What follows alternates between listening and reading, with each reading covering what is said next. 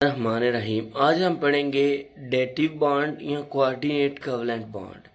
इससे पीछे आप कवलेंट बॉन्ड पढ़ चुके हैं। उसमें हमारे पास क्या होता है कि एक एटम एक इलेक्ट्रॉन डोनेट करता है, दूसरा दूसरा डोनेट करता है, तो वो आपस में बॉन्ड बना लेते हैं। जबकि जो डेटिव का बॉन्ड है या कोऑर्डिनेट कवलेंट बॉन्ड है, इसमें एक ही atom pair of electron provide करता है।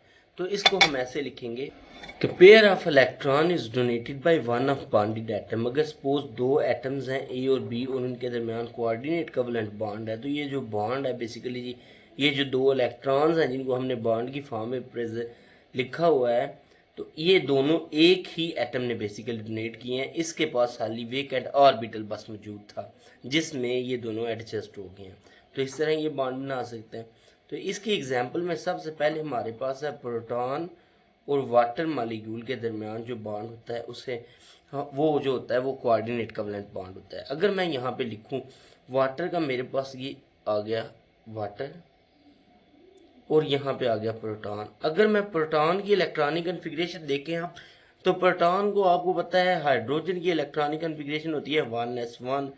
तो जो प्रोटॉन है इसका मतलब है कि इसके पास कोई भी इलेक्ट्रॉन नहीं है। जो 1s था वो हमारे पास खाली हो गया है, जो एक इलेक्ट्रॉन था वो इसने लूज कर दिया हुआ है। अगर यहाँ पे ऑक्सीजन देखें, ऑक्सीजन की इलेक्ट्रॉनिक कन्फिग्रेशन हमारे पास, ऑक्सीजन का एटॉमिक नंबर क्योंकि 8 है, तो इलेक्ट्रॉनिक कन्फिग्रेशन होगी 1s2 2s2 2p4। अब ये आ गया। अगर मैं ऑर्बिटल्स की फॉर्म में बनाऊं इसको, तो मैं ऐसे बना सकता हूं,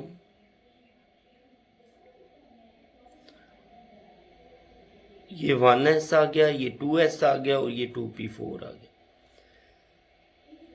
अब इसमें भी दो इलेक्ट्रॉन्स आ गए और इसमें दो आ गए, इसमें भी दो आ गए और इस तरह इसमें एक एक आ गया। अब अगर इसके वैलेंस शेल में अगर आप देखें, तो ये जो दो इलेक्ट्रॉन अनपेयर्ड हैं, ये तो इसने बॉन्ड बनाने के लिए, कवलेंट बॉन्ड बनाने के लिए यूज किए हुए हैं। ये जो दो अनपेयर्ड इलेक्ट्रॉन हैं उनको हम कहते हैं लोन पेयर्स या नॉन बॉन्डेड इलेक्ट्रॉन पेयर्स। बहुत बेसिकली हम इनको लोन पेयर्स ही बोलेंगे। और हम कहते हैं कि ऑक्सीजन के पास दो लोन पेयर ऑफ इलेक्ट्रॉन्स हैं। ऑक्सीजन के पास अब दो लोन पेयर ऑफ इलेक्ट्रॉन्स हैं और जो हाइड्रोजन H पॉजिटिव है जिसे हम प्रोटॉन कहते हैं उसके पास वेकेंट ऑर्बिटल है। तो ये क्या करेगा, ये अपना इलेक्ट्रॉन पेयर जो है, ये जिसे हम लोन पेयर कहते हैं, वो शेयर करेगा और वो इसमें आएगा हमारे पास इसके वेकेंट ऑर्बिटल में और दोनों के दरमियान शेयर हो जाएगा।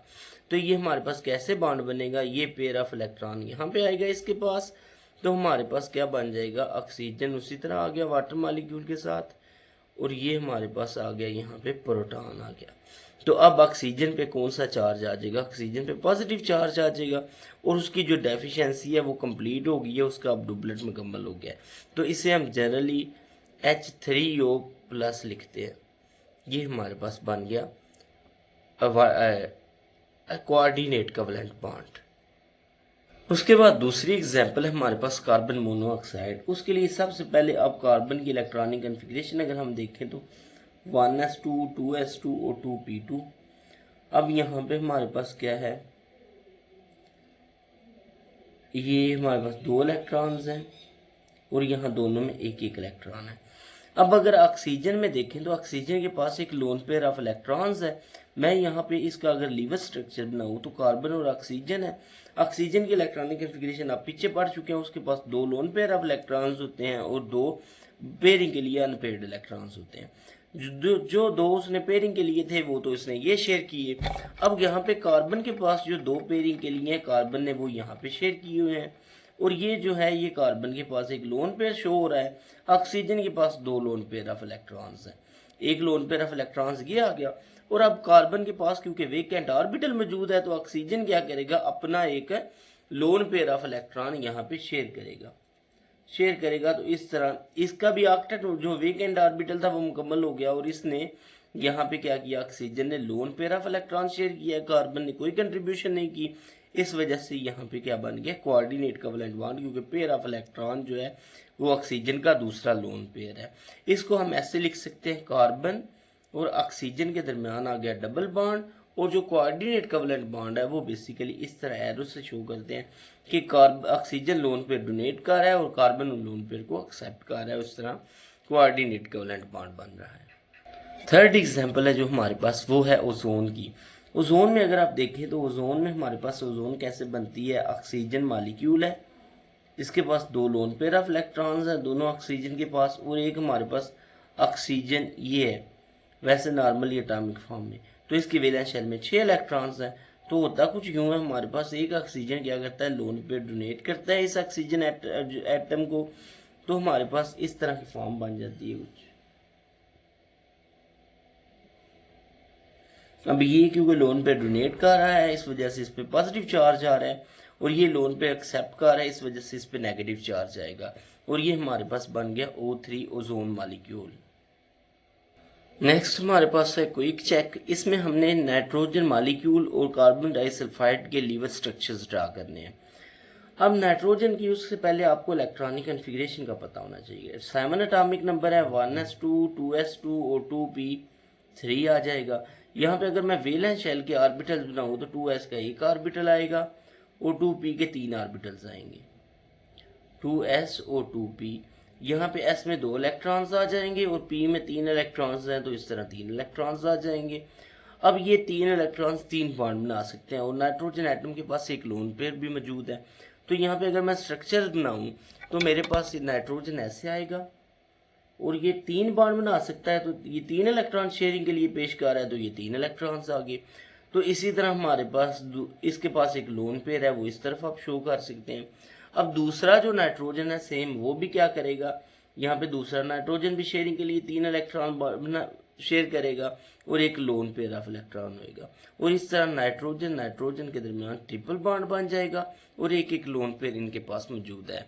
इस तरह अगर दूसरा कार्बन डाइसल्फाइड की बात करें तो CS2 में आपके पास ना पहले दोनों की इलेक्ट्रॉनिक कन्फिग्रेशन आपको पास आनी होनी चाहिए। अगर मैं लिखूँ कार्बन की इलेक्ट्रॉनिक कन्फिग्रेशन, तो कार्बन जो है वो हमारे पास 6 है एटॉमिक नंबर, तो 6 एटॉमिक नंबर की वजह से इसकी इलेक्ट्रॉनिक कन्फिग्रेशन बनेगी 1s2 2s2 और 2p2। अब इसके अगर मैं ऑर्बिटल्स बनाऊँ तो यहाँ पे क्या होएगा, यहाँ पे ये 4 इलेक्ट्रॉन्स आएंगे इस तरह। तो ये तो थी ग्राउंड स्टेट इलेक्ट्रॉनिक कन्फिग्रेशन, इसमें कार्बन 2 बॉन्ड बना सकता है, लेकिन इसमें कार्बन 4 बॉन्ड बना रहा है। यहाँ पे क्या होगा, एक इलेक्ट्रॉन एक्साइट होके आगे चला जाएगा और हमारे पास एक्साइटेड स्टेट आ जाएगी। अगर इसकी एक्साइटेड स्टेट चेक करें तो ये इसमें सब में एक एक अनपेयर्ड इलेक्ट्रॉन होगा, और इस तरह ये 4 बॉन्ड बना सकता है। अगर हम सल्फर की बात करें तो सल्फर का एटॉमिक नंबर है 14, तो वो हमारे पास आएगा 1s2 2s2 2p6 3s2 और 3p हमारे पास आ जाएंगे 10 और 12 और 2 इलेक्ट्रॉन्स रह गए हैं वो यहाँ पे आ जाएंगे, तो हमारे पास ये टोटल 14 इलेक्ट्रॉन्स आ गए। अब यहाँ पे अगर आप देखें सल्फर में, सल्फर का एटॉमिक नंबर 16 है, तो यहाँ पे 4 इलेक्ट्रॉन्स आएंगे। अगर मैं वैलेंस शेल के लिए ऑर्बिटल्स ड्रा करूँ तो 3s के मेरे पास आ जाएंगे 3s में 2 इलेक्ट्रॉन्स आ रहे हैं, और मेरे पास जो दूसरा p में 4 आ रहे हैं। पहले सब में मैं 1 1 फिल करूंगा, उसके बाद ये दूसरा फिल करूंगा।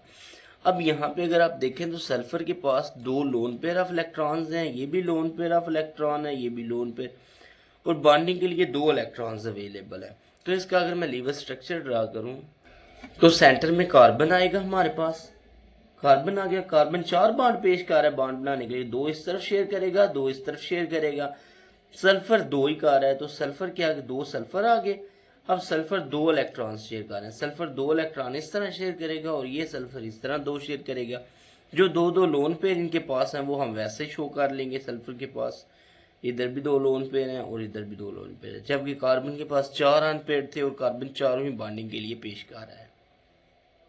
जी नेक्स्ट क्वेश्चन है हमारे पास कि बोरान ट्राईफ्लोराइड के अंदर जो बोरान है उसके वैलेंस शेल में कितने इलेक्ट्रॉन्स हैं, और दूसरा उसका पार्ट है कि उस वेदर वो लोन पेयर एक्सेप्ट कर सकता है कि नहीं कर सकता। बोरान की अगर इलेक्ट्रॉनिक कन्फिग्रेशन सबसे पहले देखें तो बोरान का एटॉमिक नंबर है 5, तो इसकी इलेक्ट्रॉनिक कन्फिग्रेशन होगी 1s2 2s2 और 2p1।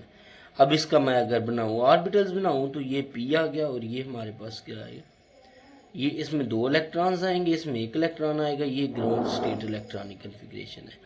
अगर एक्साइटेड स्टेट इलेक्ट्रॉनिक कन्फिग्रेशन लिखें तो उसमें क्या होएगा, एक s में से एक्साइट होकर इलेक्ट्रॉन आगे चला जाएगा और ये 3 बॉन्ड बना सकता है बोरान ट्राईफ्लोराइड। बोरान बना सकता है बोरान ट्राईफ्लोराइड के अंदर।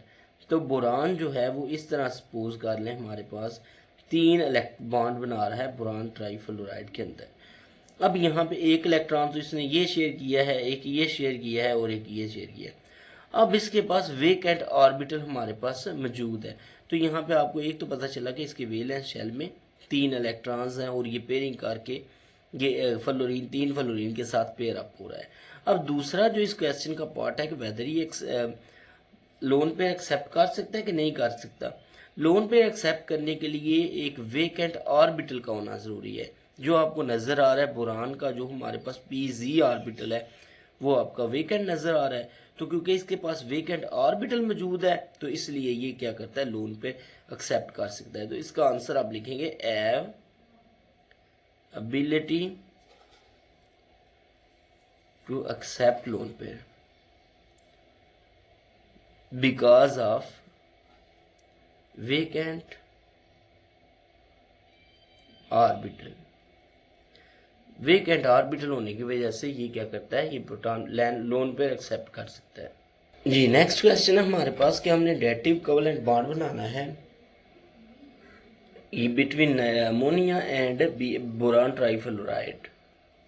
अब इसके लिए आप बोरान में देख चुके हैं कि एक वेकेंट ऑर्बिटल मौजूद है। पिछले क्वेश्चन में हमने पढ़ा है कि उसके पास एबिलिटी है कि वो एक इलेक्ट्रॉन को क्या कर सकता है, एक्सेप्ट इलेक्ट्रॉन पेयर को एक्सेप्ट कर सकता है, यानी लोन पेयर को। अमोनिया में आपको पता है नाइट्रोजन में 7 इलेक्ट्रॉन एटॉमिक नंबर है, 1s2 2s2 O2 P3 है। तो ये 2s वाला लोन पेयर हमारे पास यहाँ पे मौजूद है। उसके अलावा अमोनिया 3 बॉन्ड बना सकता है और ये 2s में एक लोन पेयर मौजूद है जो कि नॉन बॉन्डिंग इलेक्ट्रॉन पेयर है। अब अगर मैं यहाँ पे रफ सा स्ट्रक्चर बनाऊँ इसका, तो यहाँ पे क्या है, यहाँ पे नाइट्रोजन के पास एक लोन पेयर है और यहाँ पे क्या है 3 हाइड्रोजन ने बॉन्ड बनाया हुआ है।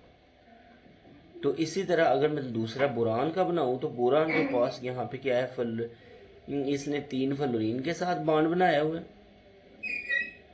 और यहाँ पे इसके पास एक वेकेंट ऑर्बिटल मौजूद है जो आपको नजर आ रहा है ऊपर वाले स्ट्रक्चर में। यहाँ पे अगर आप देखें तो ये वेकेंट ऑर्बिटल मौजूद था बोरान में। अब नाइट्रोजन क्या करेगा, इस लोन पेयर को यहाँ पे शेयर करेगा और ये हमारे पास कोऑर्डिनेट कोवेलेंट बॉन्ड बन जाएगा। तो अगर इस स्ट्रक्चर को मैं बनाऊं तो मेरे पास बन जाएगा NH3, तो ये आ गया, और BF3 हमारे पास ये आ गया। तो जो कोऑर्डिनेट कोवेलेंट बॉन्ड है उसको हम एरो लगा के शेयर करेंगे नाइट्रोजन और बोरान के दरमियान।